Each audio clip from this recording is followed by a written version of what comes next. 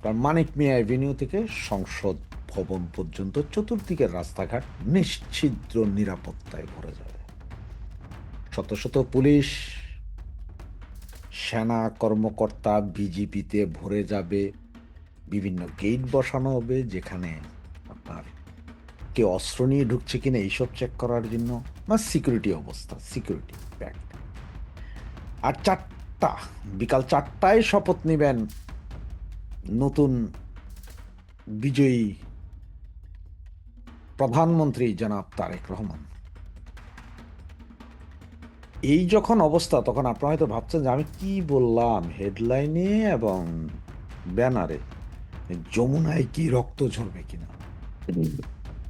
ভাইরা, ভয় পায়েন না, আমি আপনাদের বন্ধু মানুষ, এত খারাপ না। তো রক্ত ঝরবে কিনা, রক্ত কিন্তু বিভিন্ন প্রকার রক্ত। একটা হচ্ছে যে আপনার খুন খারাপির রক্ত, একটা হচ্ছে যে প্রেমিকাকে প্রেমিকের বা প্রেমিককে প্রেমিকার রক্তে লেখা চিঠি, হাত কেটে রক্ত নিয়ে রক্ত লেখার চিঠি। অবশ্য আমি আমার জীবনে প্রেমিকাকে চিঠি পাঠিয়েছিলাম রক্ত লেখা, তবে সেটা ছিল মুরগির রক্ত। মুরগির রক্ত নিয়ে লিখছিলাম আই লাভ ইউ।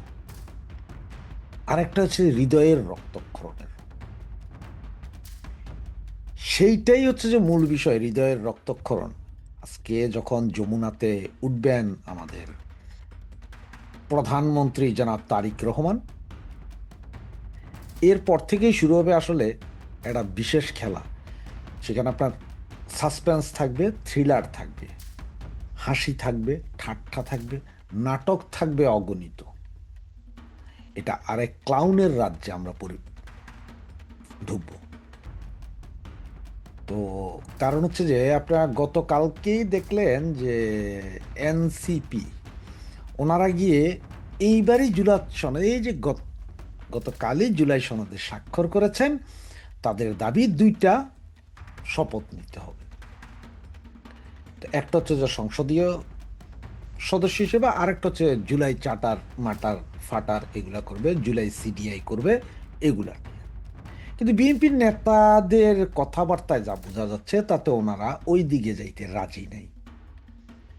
সেটা ভবিষ্যৎ বলবে যে কি হবে আসলে।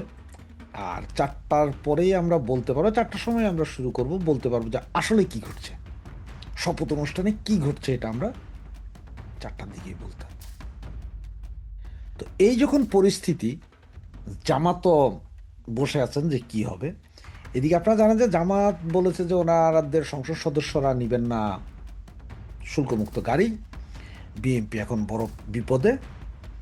এরপরে যদি আপনার দ্বিতীয় শপথ না হয়, তাহলে এনসিপি বিশাল আন্দোলনের ডাক দিবেন, প্রয়োজনে রাস্তাঘাট ফাটিয়ে ফেলবেন ওনাদের লক্ষ কোটি 4 কোটি স্টুডেন্ট নিয়ে। যদি ওনারা ভোট পেয়েছেন মাত্র 3%, 3% আপনার টোটাল ভোটের কত পার্সেন্ট পেয়েছেন আপনার দেখেন। আমার মনে হয় না 2 লাখ ভোটও টোটাল হয়েছে বলে, টোটাল ভোট কাস্টিংয়ের সরকারি হিসাবে। এখন তাহলে কি হবে, কেন আমি বলছি হৃদয় রক্তক্ষরণ? কারণ তারেক জিয়ার সামনে কিন্তু বেশ কিছু চ্যালেঞ্জ আছে। একটা হচ্ছে যে ওনার সাথে বর্তমানে আছেন এই যে লন্ডন ফেরত কিছু লোক, যারা ছোটোখাটো পদ নিয়ে হইলেও যমুনার আশপাশে থাকতে হবে, এই ওনাদের ব্যাপার। তারেকও তাদের প্রতি প্রীত, কারণ 17 বছর তাদের সাথেই বেঁচে ছিলেন। এরপরে আছেন উনি ওই যে স্কাইপে কথা বলতেন, স্কাইপে কথা বলতেন কিছু ওই যে কি তুর্কি তরুণ বা তরুণ তুর্কি বা ইসরায়েলি তুর্কি বা ওই যে পাকিস্তানি তুর্কি যারা আছেন আর কি, ইয়াং জেনারেশন, এদের একটা গ্রুপ। আর একটা আছেন যে ওনার মায়ের বাবার সাথে রাজনীতি করা গ্রুপ। এই 3 গ্রুপের টানাপোড়েনে ওনার অবস্থা ত্রাহি ত্রাহি। আচ্ছা, এর ভিতরে আবার নতুন আরেকটা গ্রুপ আছে, যেটা হচ্ছে ফুল গ্রুপ।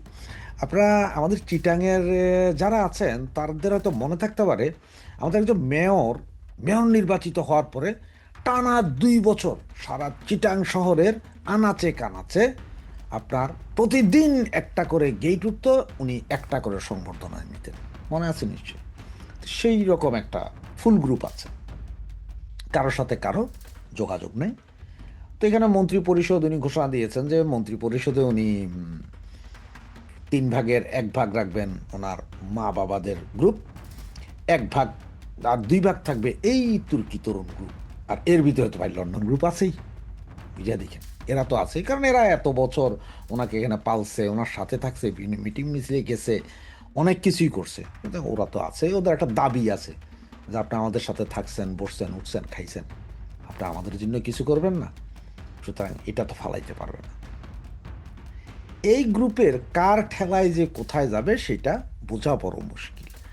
আর এইদিকে জামাত আছে তলে তলে একটা প্ল্যানিং। ধরেন যদি জামাত দেখে যে তাদের কথা মতো বা তারা যা চাইছিল তা হচ্ছে না, তখন কি করবে, তারা একটা জওয়াজ বাজানোর চেষ্টা করবে। আবার এটাতে ইন্ধন দিবে কারা, সেই বিএনপির ওই যে গ্রুপ, বিভিন্ন গ্রুপের যারা তো পাইলো তারা পাইলো, আর যারা পায় নাই তারা হাই হাসান করতে করতে জামাতে বলে আপনারা নাড়া দেন আমরাও দেখি। এই হচ্ছে যে অবস্থা। এখন আপনি বলতে পারেন যে ভাই এইভাবে অবস্থা কী হবে? হ্যাঁ, তারেক জিয়ার বর্তমান অবস্থা ঠিক জিয়া রহমানের আমলের মতো। অনেকে হয়তো জানেন না, বা বইপত্র যারা পড়েন তারা সকলেই জানেন, বঙ্গবন্ধু শেখ মুজিবুর রহমান মারা যাওয়ার পরে আওয়ামী লীগের অবস্থা আজকের এরকম ছিল, এখন যেরকম এর চেয়ে আরও বেশি খারাপ ছিল। যদিও তখন শক্তিশালী গ্রুপ ছিল, বাকশাল ছিল, কিন্তু এরপরে যখন আপনার মুস্তাক ছিলেন, এরপরে আসলেন সায়েমের পরে জিয়া রহমান নিলেন।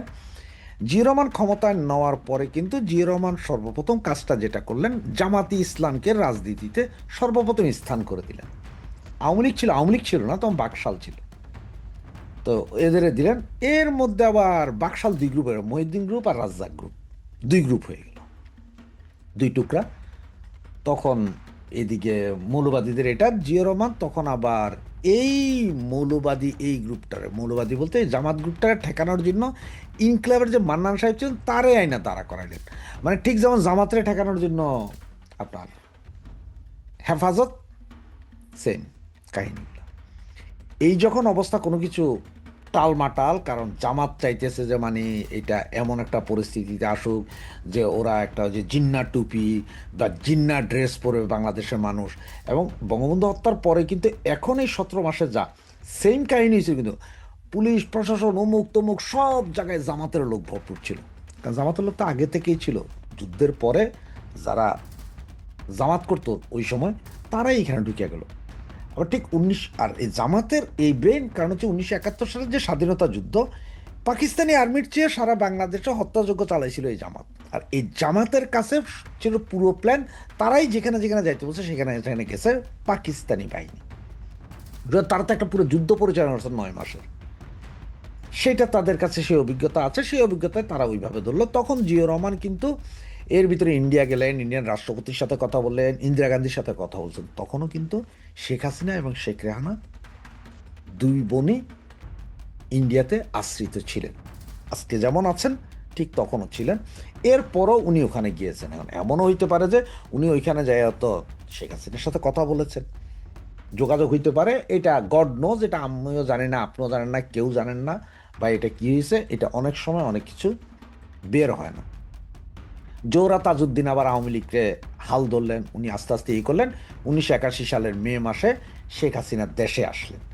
এগুলো কিন্তু জিয়া রহমান যে মানে নিজ ইচ্ছায় আওয়ামী লীগকে ডেকে এনেছেন, আওয়ামী লীগকে গণতান্ত্রিক রাজনীতিক ধারক বাহক হিসেবে যারা আপনার জিয়া রহমানকে দেখেন যে উনি গণতন্ত্রর পুনঃপ্রতিষ্ঠার জন্য আওয়ামী লীগকে রাজনীতি শুরু, ওটা ভুল।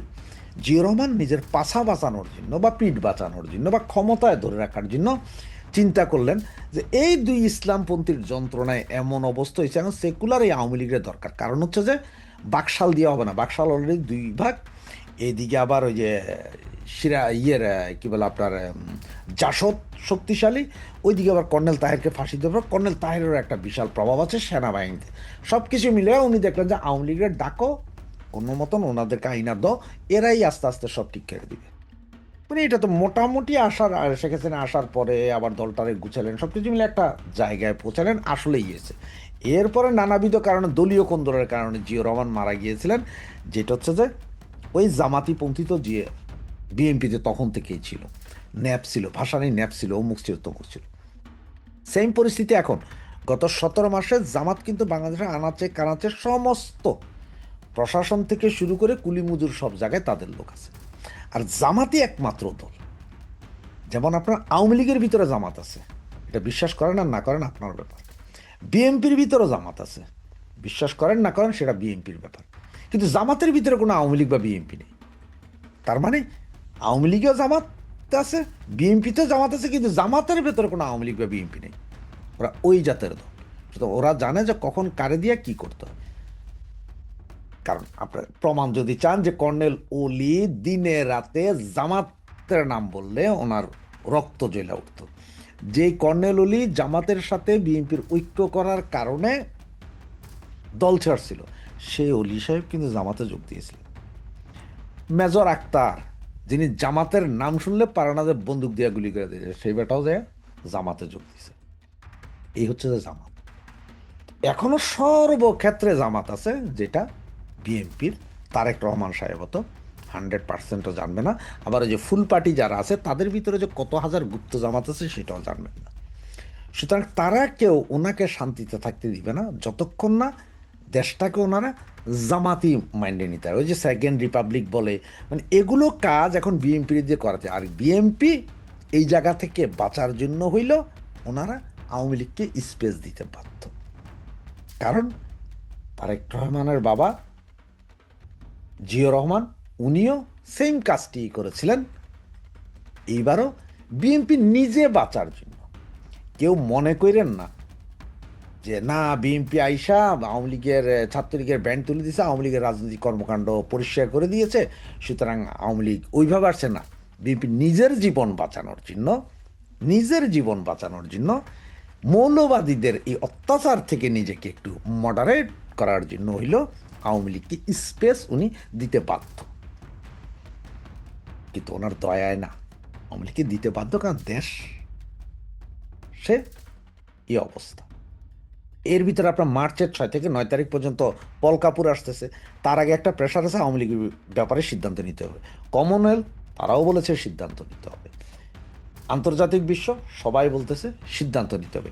23 তারিখে একটা মিটিং আছে এখানে, যেটা বব নামে একজন ব্রিটিশ এমপি, উনি একটা মিটিং ডেকেছেন। বিশ্বের বিভিন্ন দেশের সরকারে থাকা এমপিরা আসবেন, সেখান থেকে এই চাপটাই দেওয়া হবে, আওয়ামী লীগের ব্যাপারে সিদ্ধান্ত নিতে হবে।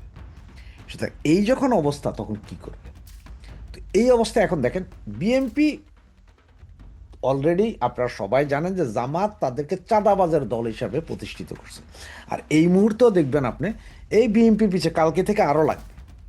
এর দুদিন দেখেন না যে তারেক জিয়া কোথাও গেছে, কেউ ঝাড়ু মারতেছে, ছবি তুলে আপনার ভিডিও দেখেন চাঁদাবাজ ঝাড়ু মারতেছে, মিটিংয়ে গেছে কোন চাঁদাবাজ সাথে আছে ওইটার ছবি। সুতরাং জামাতের সেই গুপ্ত ক্যামেরাম্যান কিন্তু চালু আছে। তারা বিএনপিকে আগামী 10 থেকে 12 দিনের মধ্যে নাস্তা নাবুদ বানায় আছে। আর সেইখানে যদি পুরোপুরি নাস্তা নাবুদ বানাইতে না পারে, বিএনপি যদি নিজেদের কন্ট্রোল করে ফেলতে পারে এই তারেক, তখন যা করবে কি, তারা বলে যে না এই বেটা তো ফালাইতে হবে, ফালাইতে হইলেও আওয়ামী লীগের দরকার। তখন জামাতও চাইবে। কারণ রাজনীতিতে আর জিও পলিটিক্সে স্থায়ী শত্রু নাই, স্থায়ী বিরোধী দল নাই। 90 সালে আওয়ামী লীগ, বিএনপি, জামাত সবাই মিলা এরশাদকে ফালাইল ত্রিদলীয় ঐক্যজোট, 3 দলীয় ঐক্যজোট, জামাত, বিএনপি, আওয়ামী লীগ।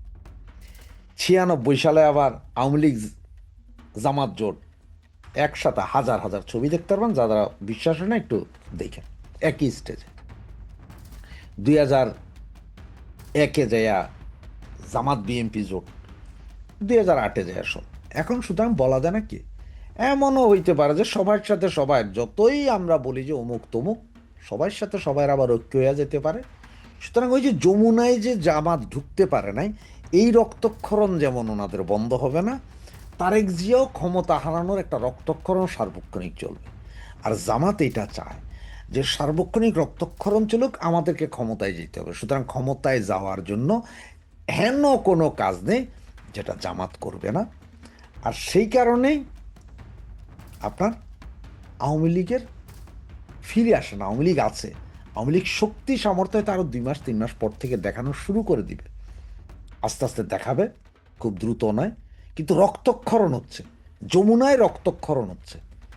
আগামীকাল 4টার পর থেকে যমুনায় রক্তক্ষরণ। আর এখন রক্তক্ষরণ হচ্ছে যে ডাক্তার ইউনূসের, কারণ উনি ক্ষমতা হারাচ্ছেন, উনি ক্ষমতা হারিয়ে ফেলছেন।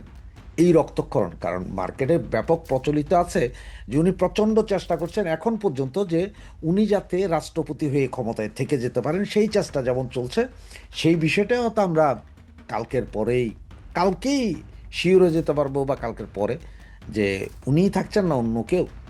আবার ওনার উপদেষ্টা পরিষদের কয়জন জেলে যায় বা কি, কারণ অবস্থা খারাপ, দেশের অবস্থা খারাপ। জিডিপির পরিমাণ 3.5 হবে এই বছর। এরপর এখন রমজান, দ্রব্যমূল্য, সব কিছু নিয়ে একটা ভীতিবিচ্ছিরি অবস্থা। তারেক জিয়া কিভাবে এটা সামাল দেন সেটা যেমন দেখার বিষয়, তেমনি তারেক জিয়ার সেই ভয়, রক্তক্ষরণের ভয়। কারণ ওনার কাছে আছে কয়টা গ্রুপ? 4টা গ্রুপ। লন্ডনী গ্রুপ, তুর্কি তরুণ গ্রুপ, বাবা মায়ের আমলের গ্রুপ, এবং আছেন ফুল গ্রুপ, যেটাকে আপনারা সবাই দেখেন, সব সরকারের আমলে ফুল গ্রুপ থাকে। বাবা মায়ের আমলের যে গ্রুপটা, ওই গ্রুপটা আবার ওনার অনেক কিছু মানবেন না, অনেক কিছু শুনতে চাইবেন না। কারণ হচ্ছে যে ভাই, তোমার বাপের সাথে রাজনীতি করে আসছে। আমাদের তো কিছু কিছু নেতাদের একটু আছে, হেডাম আছে না, ওরে দেখতে পারে না, এরা দেখতে পারে না। তুর্কিরা হয়েছে যে বেটা তোরা বুড়ো হয়ে গেছিস, তোরা কে। যেমন যে মাহফুজুল আলম একটা বলছে যে ওল্ড হেজ, ওল্ড হেজ, এইটার একদম সহিশুদ্ধ বাংলা যদি আপনি গুগলে করেন দেখবেন যে, মনে করেন না যেটা বুড়া ভাম, এটা হচ্ছে যে ডাইনি বা শয়তান, এভিল। সুতরাং ওই মাহফুজুর রহমান বলছে কিন্তু ওদের এই তরুণদের আশা পূর্ণ হয় না, কারণ এই ওল্ড এজদের আন্ডারে পড়ে গেছিলেন। মানে হচ্ছে যে শয়তান ইউনুস সহ বাকি বুজ্জাদের তবলার ভিতরে, যার কারণে তো তারেক রহমানের কাছে এই সমস্যাগুলো আছে। সুতরাং আওয়ামী লীগের সামনে বেশি দুর্দিন নাই, আওয়ামী লীগের সামনে সুদিনই আছে, খুব সহসাই সুদিন আছে। এবার সেই সুদিন হয় বিএমপি করে দিবে, জামাত করবে, না এনসিপি করবে। কিন্তু আওয়ামী লীগ অপরিহার্য বাংলাদেশে, সেটা আপনারা খুব দ্রুতই দেখতে পারবেন। সেটা দেখার জন্যে বসে থাকুন। কেন বুঝালাম সেই বঙ্গবন্ধু মারা যাওয়ার পরের কাহিনী, কেন বললাম আজকে? কারণ তখন 9 মাসের ট্রেনিং ছিল, যুদ্ধকালীন ট্রেনিং জামাতের, আর এখন 17 মাসের যুদ্ধকালীন ট্রেনিং আছে।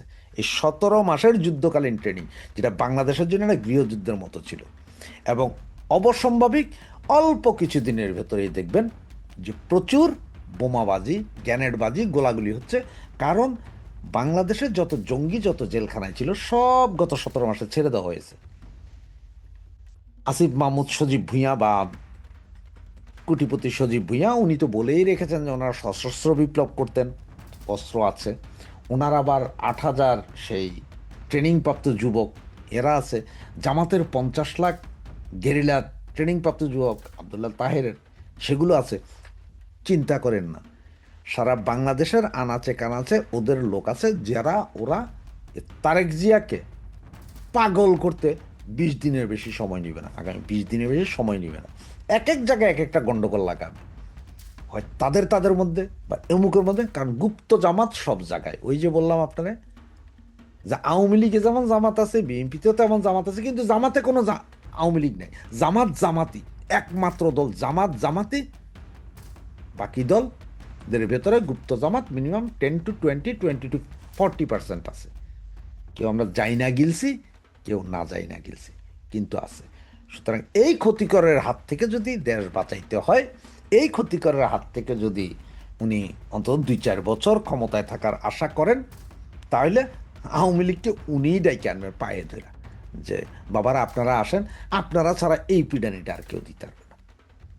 সুতরাং কালকে থেকে আমরা দেখি নাটক, কি কি নাটক হয়, কি কি সিনেমা হয়, কি কি সাসপেন্স থাকে, কি কি দুঃখের কান্না থাকে।